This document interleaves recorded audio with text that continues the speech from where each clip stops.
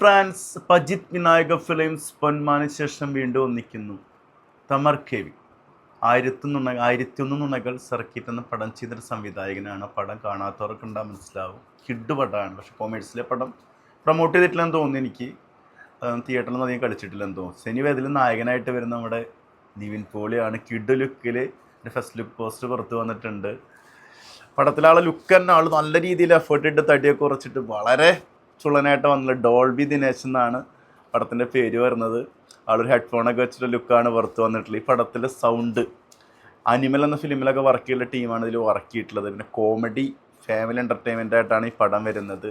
Dolby ദിനേശിന് വേണ്ടി അപ്പോൾ നമുക്ക് കട്ട waiting. Vinayaka Jith and തമർ KV പടം എന്തായാലും കൊമേഴ്സിൽ നല്ല രീതിയിൽ പൊട്ടിത്തെറിക്കാൻ സാധ്യതയുള്ള മൂവിയാണ്. കാരണം എന്താണെന്ന് വെച്ചാൽ നിവിൻ പോളിയുടെ ഒരു കംബാക്ക് കുറച്ച് നാളുകൾക്ക് ശേഷം ആൾ ചെയ്യുന്ന പടമാണ്. പിന്നെ ലുക്ക് ഞാൻ തംബ്നെയിൽ കൊടുക്കാം.